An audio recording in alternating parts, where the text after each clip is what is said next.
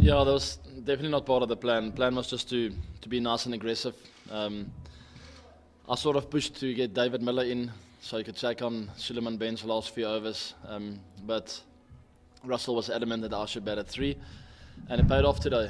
My thinking was just to be nice and aggressive. I had no pressure on me, so lots of credit's got to go to Riley and Hash for setting the foundation, for laying it, and setting it up nicely for us.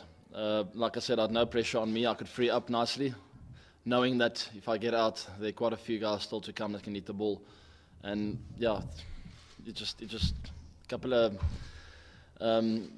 shots in the middle of the bat in the beginning, and things just started flowing nicely from there. Yeah, it's all about the momentum. Look, you don't very often just come in and get momentum right behind you right away. More often than not, most of the times you got to work for it. Today was one of those days. It was just exception, I think. Just one of those days that just out of nowhere you hit a couple in the middle and you start going. I think when you look back in the history, guys who played good knocks in the past would always say that, just one or two in the middle and just something clicked. I think it just felt like that today. Sometimes you got to work harder for that, to get that sniff or to get that click. Today it just happened from the pretty much from the word go. I've approached him about 4 or 5 times, saying, "Are you sure me, not David Miller?" And he's like, "You." And 2 overs later, "You sure?" And then Suleiman came back on, and then I went to him again for a final time and said, "Maybe him now," and he still said, "No, you." So I fully understand his thinking. He feels that I can sort of inject us with a little bit of fuel, a bit of momentum, and which I can do. I just felt maybe David could do it better, but it was just my day today. Yeah, a few of them today's cricket, you have to sort of try and read the game a little bit, see what the bowler's trying to do. I think most batters do that in any way. You can't just let him bowl at you. You got to try and take the initiative and put him under a bit of pressure. So I'd say, I don't know how many of the balls that I faced are premeditated, but there are definitely quite a few of them that you have to sort of take the initiative and take it to the bowler instead of him bowling to you. No, not at all.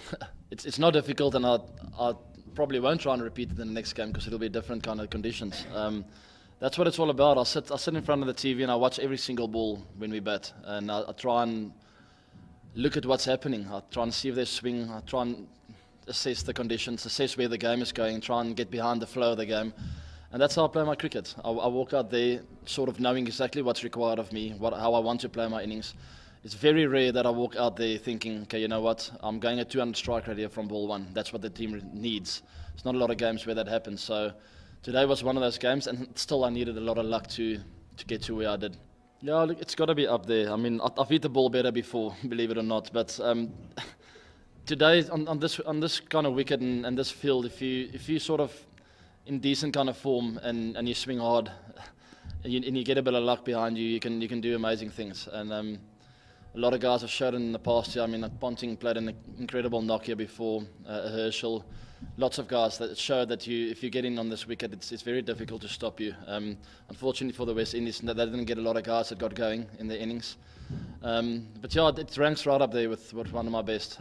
Because of any world record, you gotta put it up there in one of the best innings of your life.